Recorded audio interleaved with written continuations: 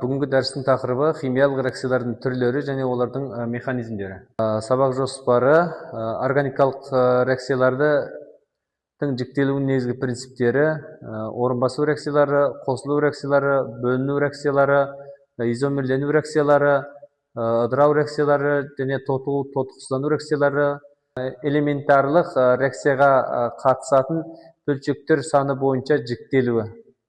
Төртінші, ковалентті байланыстардың үзілу механизмі бойынша радикалды реакциялар, иондық реакциялардың түрлері келетін болсақ, электрофильді реакциялар және нуклеофильді реакциялар. Органикалық реакциялардың жіктелуіне келетін болсақ, органикалық реакциялар жіктеу бастапқы және соңғы заттардың құрылысы, тотығу дәрежесінің өзгеруі, жылу эффектісі және реакцияның қайтымдылығы сияқты жалпы белгілер бойынша жүргізіледі. Жіктелуі соңғы нәтижесіне қарай реакция барысында зат құрылысының өзгеруі, екінші молекулалығы бойынша элементарлық актіге қатысатын бөлшектердің, яғни молекула, ион, радикалдар саны. Үшінші, байланыстардың үзілу механизмі бойынша ковалентті байланыстың үзілу тәсілі және электрон жұптарының қайта бөлінуі. Реакцияларды соңғы нәтижесі бойынша жіктеу. Соңғы нәтижесіне қарай жіктеу реакцияға түсетін бастапқы заттар мен реакция өндерінің саны, құрамы, құрылыстарын салыстыруға негізделеді. Органикалық реакциялардың негізгі түрлері төмендегідей: орын басу реакциясы, қосылу реакциясы, сондай-ақ бөліну реакциясы, изомерлену реакциясы және ыдырау реакциялары. Енді орын басу реакциялары, орын басу органикалық молекулада атом немесе атомдар тобы басқа атоммен немесе топпен орын алмасу реакциялары болып келеді. Яғни А, Б плюс С болса, яғни АЦ плюс Б сияқты өнімдер.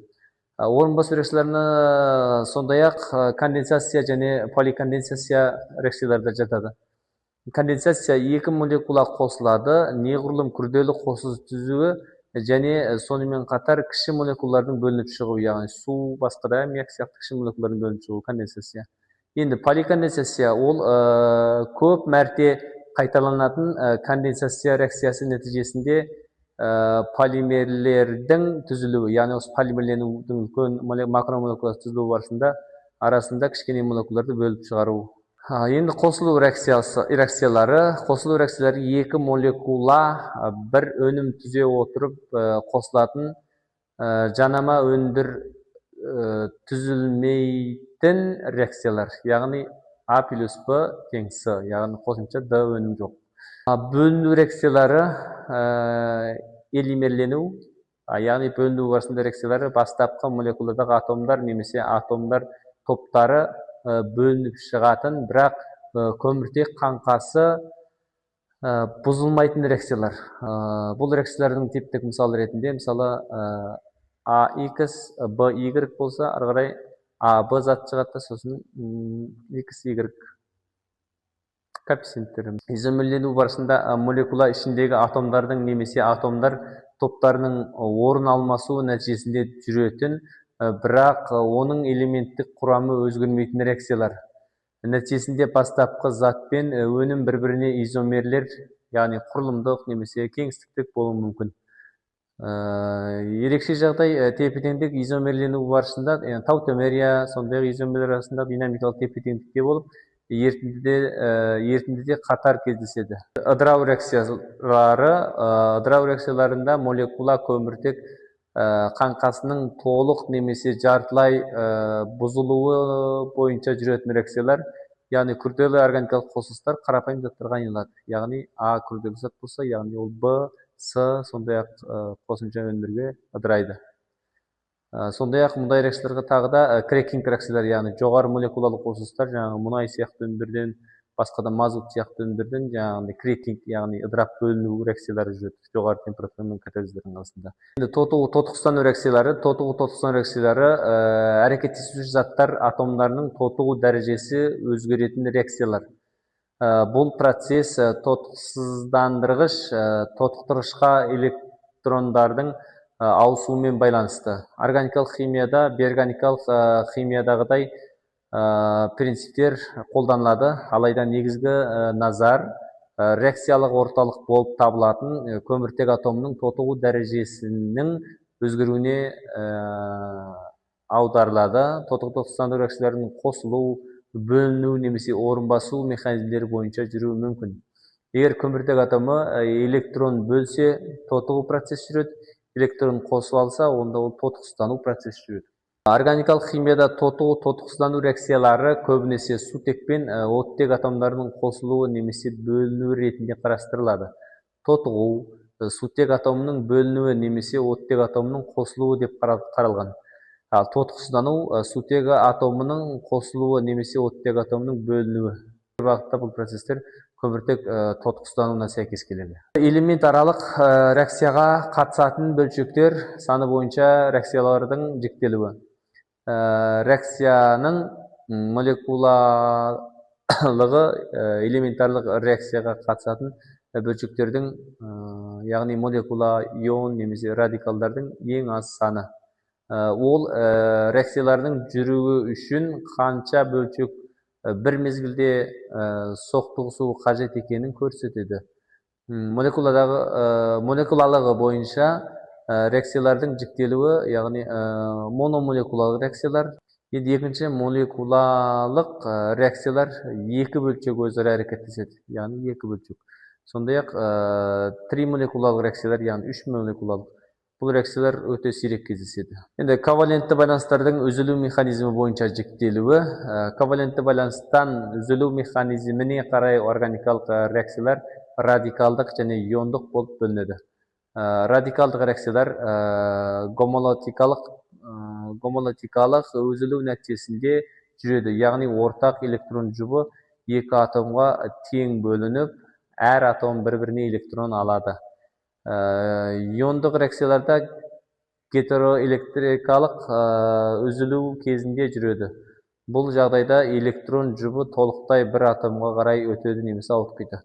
Нәтижесінде иондар үзіледі. Енді радикалдық реакциялар байланыстарды гомолотикалық үзілу нәтижесінде жүретін, нәтижесінде жұтылмаған электрон бос жұптары бар радикалдар жүретін реакциялар жаңа байланыстар алмасу механизмі бойынша түзіледі. Мысалы, метанның радикалдық хлорлануы механизмі бірінші, мысалы,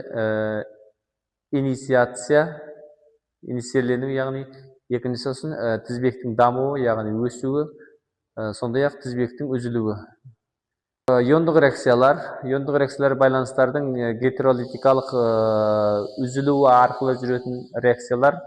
Бұл кезде ортақ электрон жұбы толықтай бір атомда қалып, иондық аралық бөлшектер түзеді. Бұл реакциялар полияр байланыстары бар қосылыстар полиярлы байланыстар болсы. Яғни көміртек оттек, көміртек азот және көміртек хлор сияқты. Сондай-ақ полиярланатын еселі байланыстары бар, яғни жаңағыдай қос байланыстары бар. Жаңа байланыстар донор акцепторлы механизмдер бойынша жүреді. Олардың мысалдары төменде көрсетілгендей. Енді электрофилді реакциялар органикалық молекула электрондарды қабылдай алатын бөлшек. Электрофилді реагентпен әрекеттесетін реакциялар. Электрофилдер катиондар немесе сыртқы электрондық қабаты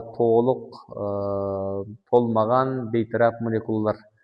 Электрофилді реакциялардың түрлері. Электрофилді қосылу, яғни бірінші. Бұл реакциялар еселі байланыстары бар қосылыстарға, яғни алкендер, алкиндер кеткен, яғни қос байланыс, сондай үш байланысы бар қосылыстардың көп, осында электрофилді қосылу реакцияларына жатады. Механизмдері төменде көрсетілгендей. Енді электрофилді реакциялардың түрлеріне келетін болсақ, электрофилді орын басу реакциясы SE, яғни ароматты қосылыстарға тәйін болады көбінде. Сондай-ақ электрофилді қосылу және электрофилді орын басу болып бөлінеді. Нуклеофилді реакциялар органикалық қосылыстардың нуклеофилді реагентпен әрекеттесуі нәтижесінде жүретін процесс.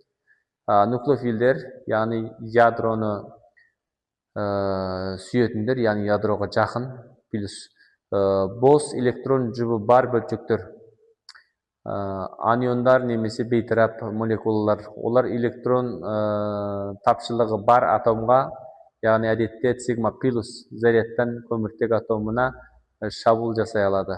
Нуклеофилді реакциялардың мысалдары: нуклеофилді орын басу реакциясы жағы SN. Нуклеофил жартылай оң зарядталған көміртек атомдарындағы атомды немесе топты алмастырады. Нуклеофилді қосылу реакциясы ATN, қосып алу, яғни қосылу. Нуклеофилді электрофилді орталығы бар еселі байланысқа, мысалы карбонил тобына қосылады. Ароматты қатардағы нуклеофилді орын басу реакциялары. Бұл реакция сақинадан нуклеофил шабуылының күшейтетін электрон аксепторлы орын басу болған жағдайда ғана жүреді, мысалы көрсетілгендей. Сондай-ақ пайдаланылған әдебиеттер тізімі ұсынылған.